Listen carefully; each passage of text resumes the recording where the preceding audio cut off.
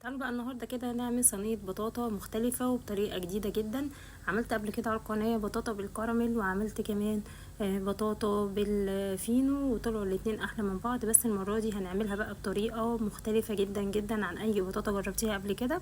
لو اول مره تشوفوا ما تنسوش تعملوا اشتراك ولايك عشان يوصلكم كل جديد. يلا نروح على الفيديو ونشوف هنعملها ازاي مع بعض. اول حاجه عندي هنا بطاطا اي حجم طبعا موجود عندك، بتغسليها كويس، واحسن طريقه تقشري بيها البطاطا هي المقشره بتاعه البطاطس. شايفين بالشكل ده طبعا بتقشريها بكل سهوله، وبيطلع معاكي القشره خفيفه، مش بتاخد كميه بطاطا كبيره منها غير السكينه. يعني السكينه بتبقى متعبه جدا في التقشير. شايفين انا معايا طبعا كيلو بطاطا بقشره بالشكل اللي انتوا شايفينه ده كويس جدا. شايفين قشرت معايا ازاي؟ اسهل طريقه تقشري بيها.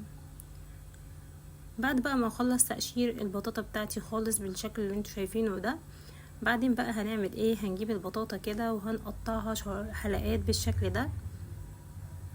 اهو ده كيلو البطاطا اللي انا قشرته، بقطعه حلقات بالشكل اللي انتوا شايفينه كده.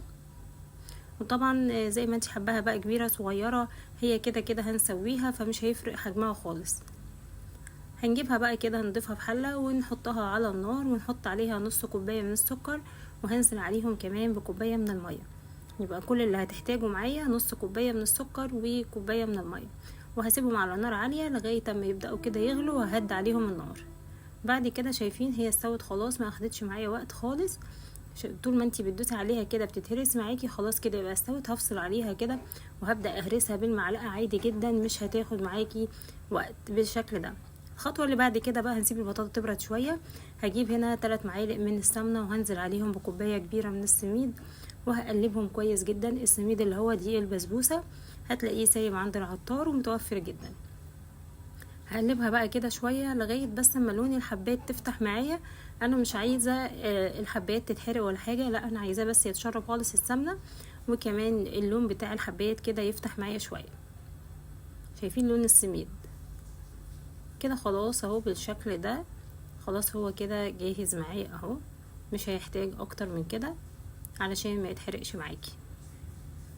شايفين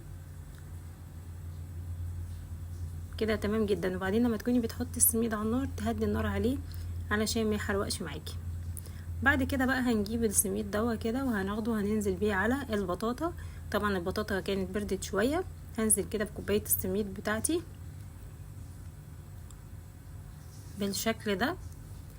وهبدا بقى كمان هقول لكم دلوقتي هنضيف عليها ايه. يبقى احنا دلوقتي ضفنا عليها دي البسبوسه، وحطيت كمان ورقه كده من الفانيليا، وابتديت اقلب كويس جدا لغايه اما البطاطا كده تتشرب السميد خالص بالشكل ده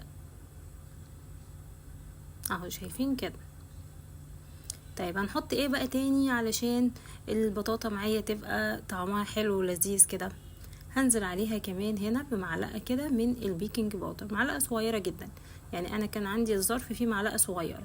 وهنزل عليه كمان بكوبايه كده من الحليب، وهقلبهم كويس جدا لغايه ما يوصل معايا القوام بالشكل ده.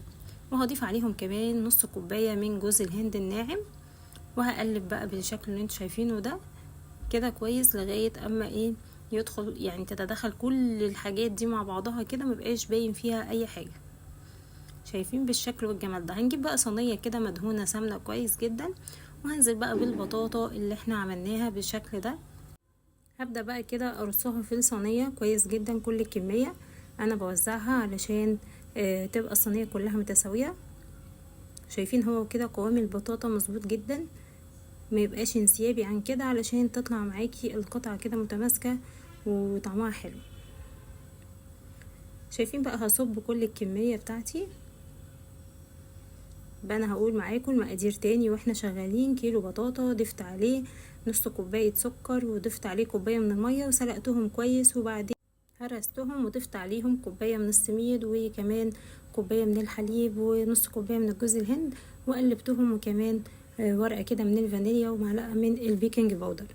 شايفين بقى؟ بعد ما ظبطت كده الصينيه بتاعتي وسويتها كويس جدا جدا، جبت المعلقه وابتديت كده ايه اعمل بالمعلقه كده. شايفين انا بعمل خطوط بالمعلقه، الجنب ده يعني يمين والجنب ده شمال، فاهميني؟ يعني شايفين انا بلف المعلقه كل مره وبعملها بالجنب اللي بعده. يعني اول فوق بتبقى المعلقه كده معدوله، وبعدين قلبتها للناحيه التانية. طبعا دخلتها الفرن على درجه حراره 200 على الرف اللي من تحت، ولما تاخد لون هرفعها من فوق. هنا بقى السيرم معايا او الشربات، كوبايه من السكر عليهم كوبايه من الميه، وسبتهم كده ايه ياخدوا اول غلوه معايا، وبعدين هنزل عليهم كده بعصره ليمونه صغيره وورقه من الفانيليا. وهصب بقى الشربات بتاعي بالشكل ده، وهسيبه بقى يبرد كده شويه لغايه اما نطلع البطاطا من الفرن. شايفين بقى ده شكل البطاطا كده بعد ما استوى. طبعا ولعت عليها الشوايه بعد ما اخدت لون من تحت، اول ما احمرت كده الجناب عرفت انها استوت، فولعت عليها الشوايه. هبدأ بقى كده ازقيها بالسيرم ده زي ما انتم شايفين كده، هو ولا تقيل ولا خفيف، هو يدوب اخد غلوتين وطفيت عليه زي كده شربات البسبوسه. بعد ما زقيتها بقى بالشكل ده، شايفين شكلها حاجه كده تحفه ما شاء الله، اللهم بارك، وكمان طعمها لذيذ جدا جدا. شايفين بقى، هوريكم القطعه، شايفين بقى الجمال. اتمنى بقى تجربوا الوصفه دي وتعجبكم. ما تنسوش تعملوا لايك وشير وتشتركوا في القناه علشان يوصلكم كل جديد. باي باي.